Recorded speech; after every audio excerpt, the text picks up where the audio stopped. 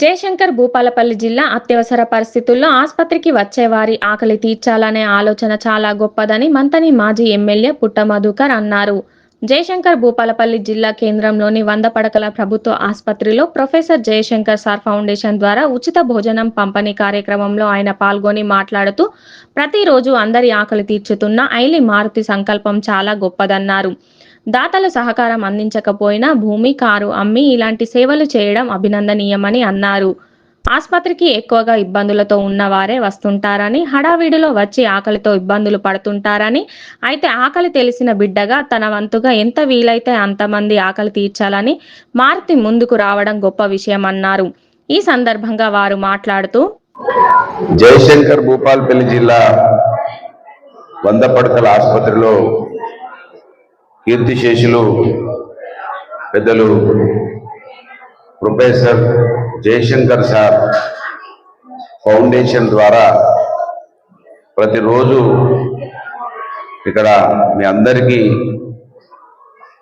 కడుపు నింపే కార్యక్రమం, భోజనం సౌకర్యాన్ని కల్పిస్తా ఉన్న తమ్ముడు ఐలి మారుతిని మనస్ఫూర్తిగా అభినందిస్తూ మీరందరూ కూడా చెప్పట్లు కొట్టాలని.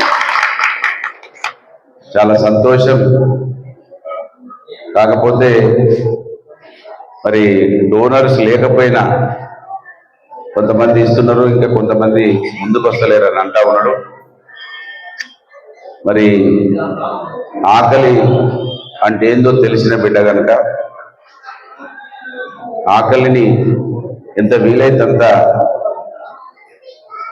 అవసరం ఉన్నప్పుడు తీర్చాలనే ఒక సంకల్పంతో ముఖ్యంగా హాస్పిటల్ కానే ఎక్కువ మంది హడావుడిగా వస్తారు, డబ్బులు తీసుకొచ్చుకోరు, రకరకాల ఇబ్బందులతో వస్తారు.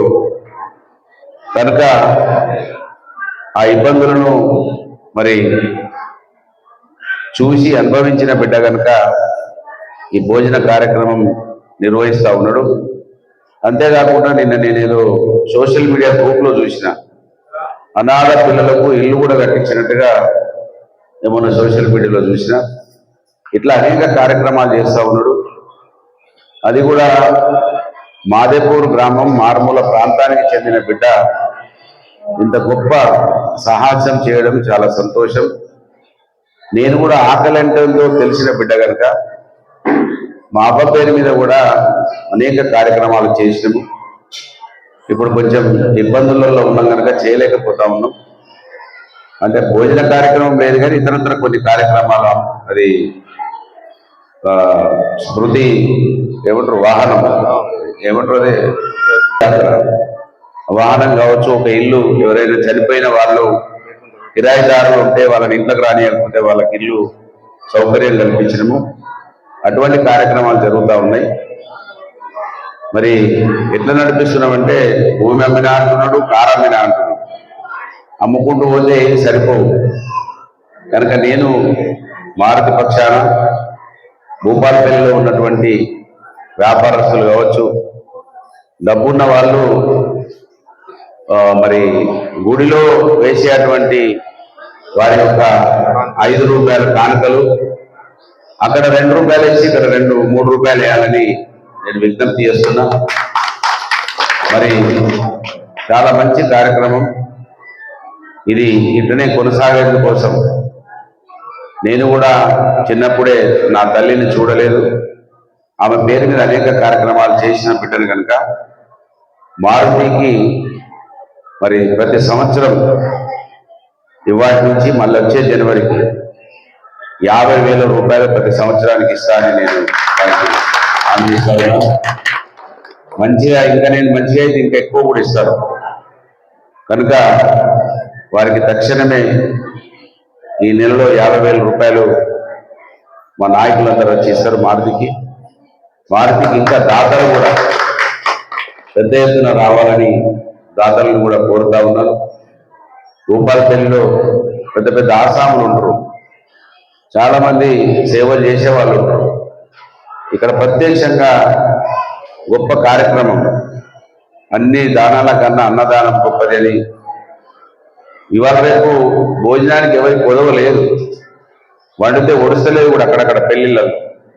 కానీ ఇక్కడ భోజనం ఎవరికి దొరకదు. ఇక్కడ గాయ వస్తారు పేషెంట్ దగ్గరికి. పాపం ఇక్కడ ఆకలి కోసం చూసే వాళ్ళు ఉంటారు. ఇక్కడ అవసరం ఉంటుంది భోజనం. దీన్ని గమనించాలని ప్రతి ఒక్కరిని కూడా కోరుతూ, మారుతిని మనస్ఫూర్తిగా అభినందిస్తూ మరి ఇటువంటి కార్యక్రమం చేస్తూ ముందుకు నడవాలని. ఇప్పుడైతే 50,000 ఇస్తున్నా, ఇంకా అవకాశం ఉంటే పెంచే కార్యక్రమాన్ని కూడా చేస్తాం.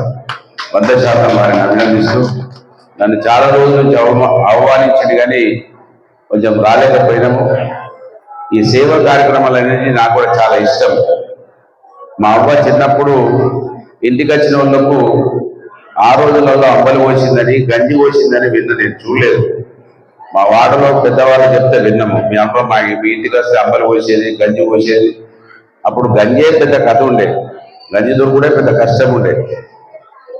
అటువంటి విన్న బిడ్డగా సేవలు చేసే వాళ్ళను ప్రోత్సహించడం నాకు ఇష్టం కనుక మరి మారుతిని మనందరం ప్రోత్సహించాలి.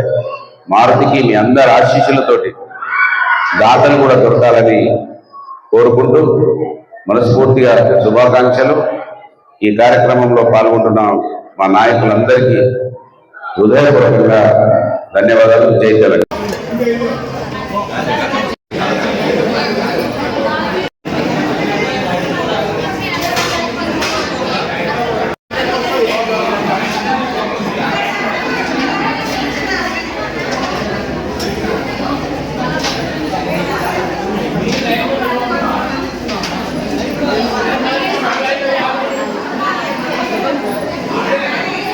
Gracias.